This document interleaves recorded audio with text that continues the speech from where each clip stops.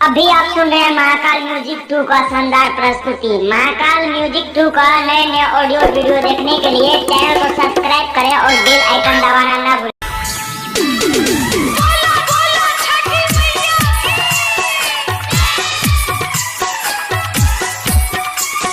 अभी आप सुन रहे हैं रुपेश राज का शानदार प्रस्तुति। अर्घ के बेरी बीतल जाय छे होइयो न सहैया, जल में छिठार थर थर दे हमर कपैया। मैया हे छठी मैया, मैया हे छठी मैया। अर्घ के बेरी बीतल जाय छे होइयो न सहैया, जल में छिठार थर थर दे हमर कपैया। मैया हे छठी मैया, मैया हे छठी मैया।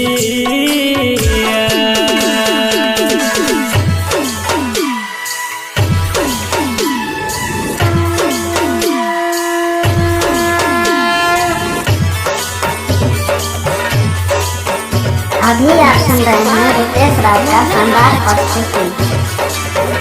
परमानंदपुर रोड करजाइन बाजार सुपौल।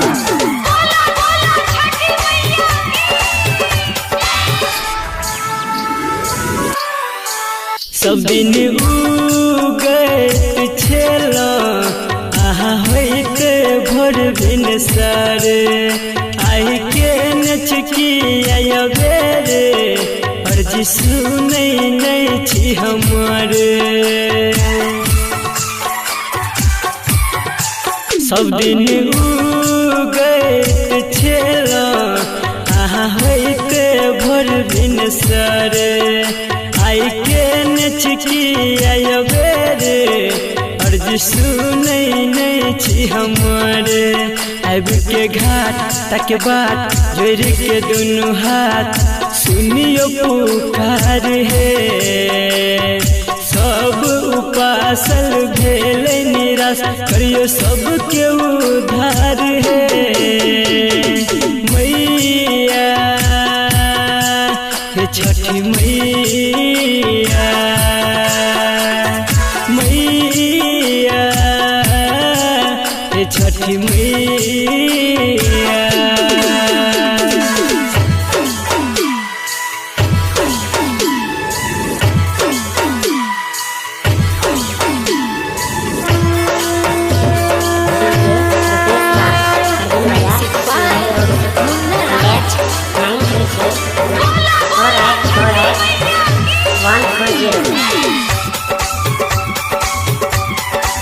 अभी आप सुन रहे हैं रुपेश राज का शानदार प्रस्तुति। जब देबै नहीं नजर त हाथ कोना के उठेबै हम, विकेशी संदीप कहैया अर्घ के कर चढ़ेबै हम।